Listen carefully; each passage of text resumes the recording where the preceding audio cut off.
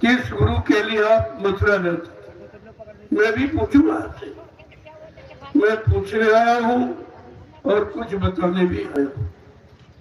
मैं अपनी कोई चर्चा, अपनी कोई बात, अपना कोई प्रचार करने नहीं आया हूँ। मैं जो उदयराम प्रभु का, मैं उसका प्रचार सारे हिंदुस्तान में करता हूँ और सम्राट गुरु की जानकारी देता हूँ। 10 जुलाई 1992 से 2012 जो संदेश आपको मथुरा में सुनाया गया, जगह जगह बड़े बड़े कार्यक्रम करके, सम्मेलन करके और यज्ञ करके जो आपको सुनाया, बताया गया, जिसको आप भूल चुके हो, मैं उसी की याद कराने आया हूं। और आज से नहीं, मैं 2012 के बाद जब ये लीला हुई, मैं लीला के तुरंत 10 दिन बाद निकल पड़ा और सारे हिंदुस्तान में यही राष्ट्रीय मंच लगाकर सबको गुरु के बच्चों की याद कराई। और आज आपको भी कराने आया हूं। ये चकिया वो भूमि है, ये शहीदों वीरांगनों की भूमि है। जब देश में इमरजेंसी लगी थी 1975 में, यही चकिया की महिलाओं ने गुरु के प्रति अपना प्यार जताया था, अपनी कुर्बानी दी थी। तमाम महिलाओं के जेल में बच्चे पैदा हुए। क्या मैं उस इतिहास को भूल गया हूँ? क्या भूल जाऊंगा? और उसी की याद मैं फिर आपको कराने आया हूँ। इतना बड़ा त्याग इस भूमि से हुआ और आज उसी महापुरुष को आप भूल गए जिसके लिए आपने इतनी बड़ी कुर्बानी की थी। आप तो बिल्कुल भूल गए, गुरु को भूल गए, गुरु के वचनों को भूल गए, गुरु के प्रति जो आपका त्याग था, जो कुर्बानी, उसको भी आप भूल गए हो। अब ये वक्त याद कराने का है। कोई तो याद कराएगा नहीं, न कोई याद, क्यों? किसी को मालूम नहीं। अगर किसी ने कुर्बानी की होती 1975 में इमरजेंसी का इतिहास अगर याद होता तो आप समृत मालिक को कभी नहीं भूलते, जिन्होंने अपने सुख सुविधा के लिए, हम सब जीवों के आत्मिक कल्याण के लिए जेल में जाना स्वीकार कर लिया था। क्या कोई ऐसा करेगा?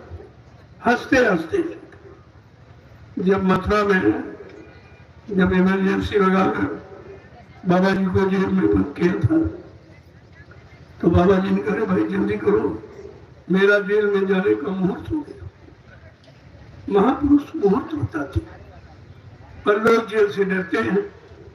फिर भी आप नहीं समझ पाए, क्या जेल में जाने का भी मुहूर्त है? और किसके लिए? कहते हैं जीवात्माओं के कल्याण के लिए, इनके उद्धार के लिए ये मुहूर्त है। और हंसते हंसते जेल में चले गए बिना कारण। आज तक उसका कोई कारण नहीं बताया गया। ये बार बार पूछ रहा हूँ, अरे भाई कारण तो बताओ।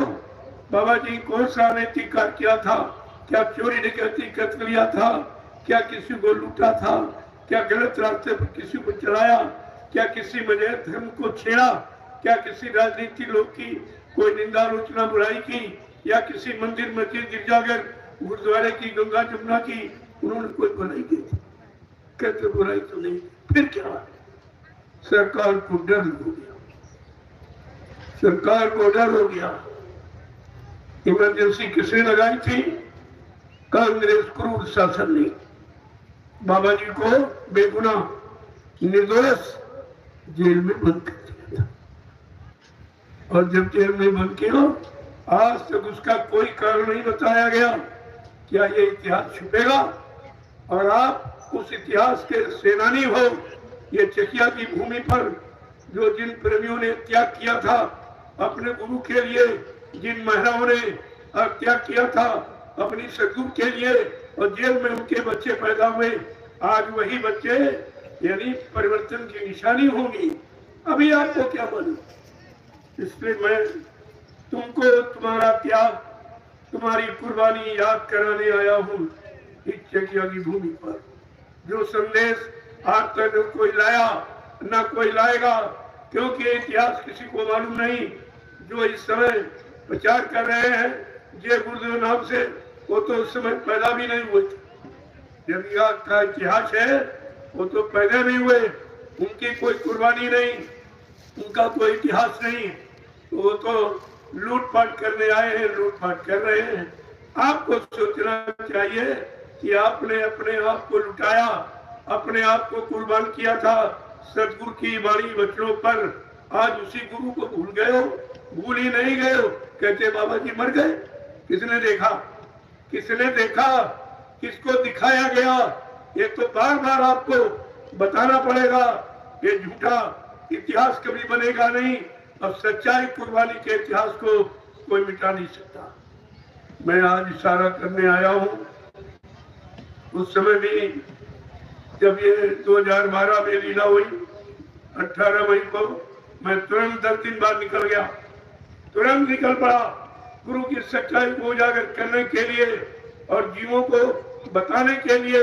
जिस गुरु ने हमारे आप के लिए, हमारी आपकी जीवात्मा के कल्याण के लिए अपने आप को जेल में जाना स्वीकार कर लिया था, आज उसी गुरु को आप भूल गए हो। क्या तुम्हारी नादानी है, क्या तुम्हारी अज्ञानता है, क्या तुम्हारा भूल भ्रम है जो ऐसे समृद्ध मानव को आप समझ नहीं पाए? तो जरा सुन लीजिए जो भूल गए। मैं एक बार फिर आपको याद करा, आपसे पूछने आया हूं कि बाबा जी ने कुछ कहा था आपसे।